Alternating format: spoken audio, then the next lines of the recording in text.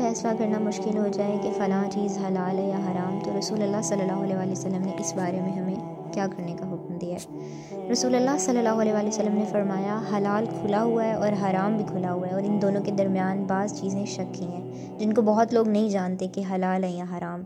फिर जो कोई शक की चीज़ों से भी बच गया उसने अपने दीन और इज़्ज़त को बचा लिया, और जो कोई इन शक की चीज़ों में पड़ गया तो इसकी मिसाल इस चरवाहे की है जो शाही महफूज चरागाह के आसपास अपने जानवरों को चराए। वो करीब है कि कभी इस चरागाह के अंदर घुस जाए और शाही मुजरिम करार पाए। तो सुन लो, हर बादशाह की एक चरागाह होती है, अल्लाह की चरागाह इसकी ज़मीन पर हराम चीज़ें हैं, बस इनसे बचो। और सुन लो, बदन में गोश्त का टुकड़ा है, जब वो दुरुस्त होगा सारा बदन दुरुस्त होगा, और जहाँ बिगड़ा सारा बदन बिगड़ गया। सुन लो, वो टुकड़ा आदमी का दिल है।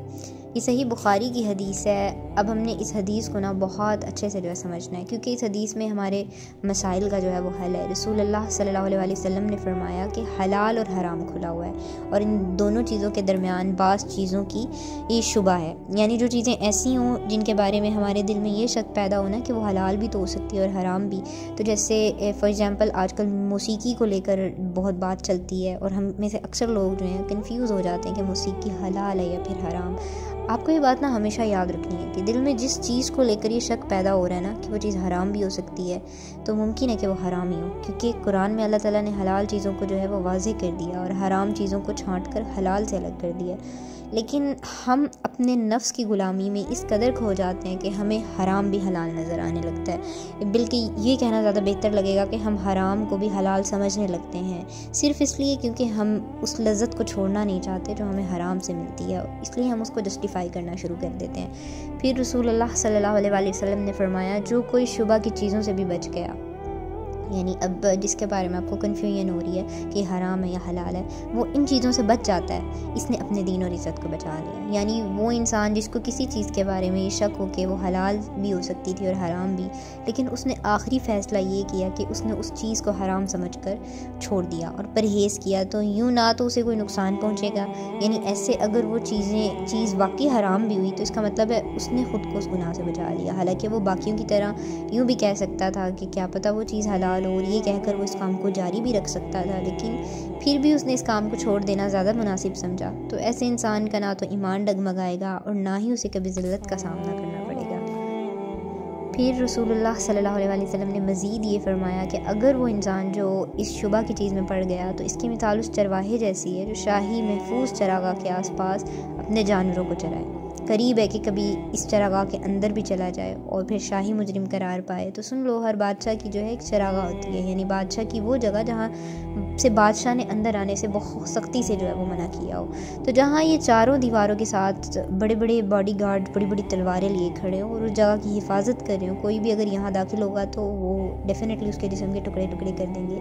इसी तरह उस इंसान की मिसाल भी ऐसी है जिसको किसी चीज़ में हराम और हलाल का ज़रा सा भी शक हो, लेकिन फिर भी वो उस चीज़ को हलाल समझे। तो ये वैसा ही है कि एक चरवाहे को ये शुबा हो कि बादशाह के महल के करीब अगर बकरियां चराई तो बकरी उस महल के बाहर भी रह सकती है, और ये भी तो मुमकिन है ना वो भाग के महल के अंदर भी चली जाए, लेकिन फिर भी वो बादशाह के महल के दरवाजे के बाहर खड़ा होकर ये काम करता है। फिर अगर उस चरवाहे को नुकसान होता है और उसकी बकरी बादशाह के महल में चली जाती है और मारी जाती है, तो ये उसकी अपनी गलती की वजह से होता है। फिर रसूलुल्लाह सल्लल्लाहु अलैहि वसल्लम ने फरमाया, सुन लो, हर बादशाह की एक चरागाह होती है, अल्लाह ताला की जो चरागाह है उसकी ज़मीन पर हराम चीज़ें हैं। यानी हर बादशाह की एक ऐसी जगह होती है जहाँ किसी को भी आने की इजाज़त नहीं होती। अगर कोई इस जगह आ जाता है और बादशाह के ऑर्डर्स को पामाल करता है तो फिर उसको कड़ी सज़ा दी जाती है। तो इसी तरह वो जगह जहाँ अल्लाह ताला ने जो है मना किया है आने से, वो हराम चीज़ों की जगह है। तो फ़र्ज़ करें आपको एक चीज़ के बारे में हलाल और हराम का शक है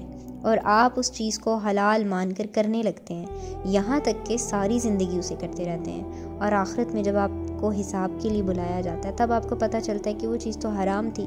तब आप क्या करेंगे? तब आपके पास कोई ऑप्शन होगा? तब आप कुछ कर सकेंगे? नहीं ना। तो फिर इतना बड़ा रिस्क क्यों लेना है? हलाल और हराम दोनों चीज़ें अल्लाह ताला ने कुरान में क्लियर कट बता दी हैं, लेकिन हराम चीज़ों के मामले में हम तब फंसते हैं जब हमारे ईमान कमज़ोर होते हैं, जब हमारे दिल में नफाक होता है, हमें गुनाहों की लज्जत अच्छी लगती है। इसलिए हमारी कोशिश होती है कि हम किसी न किसी तरह गुनाहों में गुंजाइश निकाल लें। हम कितनी जद्दोजहद करते हैं उन चीज़ों को हलाल करार देने की जिन्हें हराम कहा गया है और जिनके नुकसानात हमारे सामने हैं। फिर हम अगर मगर काश का सहारा लेते हैं ताकि किसी तरह बस हमसे कोई आकर ये कह दे कि कोई बात नहीं, सुन लो मौसीकी, चेहरे का पर्दा नहीं होता, ना महरम से दोस्ती करने में कोई हर्ज नहीं है। ये सब इसलिए है क्योंकि हमारे दिलों में अल्लाह के लिए वैसी मोहब्बत नहीं है जैसी मोहब्बत एक मोमिन के दिल में होनी चाहिए।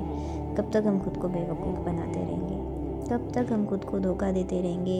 एक ना एक दिन हमें इन चीज़ों के नताइज भुगतने पड़ेंगे और वो दिन बहुत खौफनाक दिन होगा। इसलिए हमें चाहिए कि हम अभी से बच जाएं वो चीज़ें जो हराम हैं, लेकिन फिर भी हम घंटों घंटों तक उनको हलाल होने की बहस करते हैं। क्या वो चीज़ें ज़िंदगी और मौत का सवाल हैं?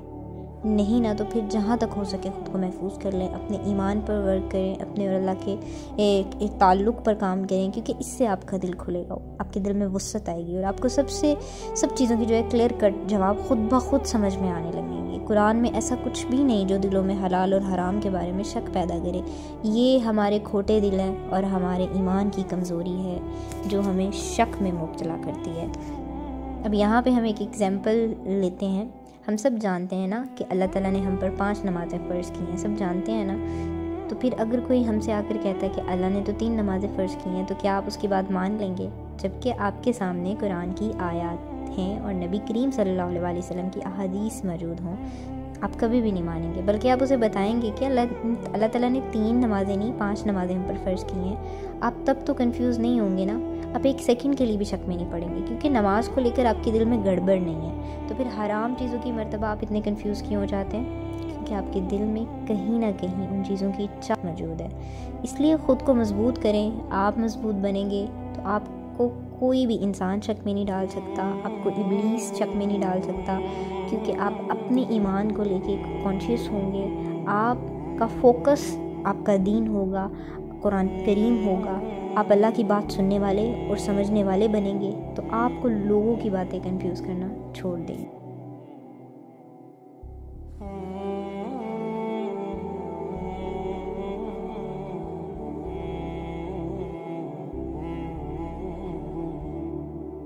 Just because something makes us feel good, that doesn't mean it's halal.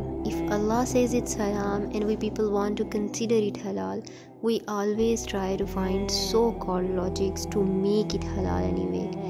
Then we have to remember that Allah wants us to follow Him and not what we want. This happens when we prefer our desires over Allah's commands. Remember, the standards of haram and halal are set by Allah. If it's haram, your opinion doesn't matter.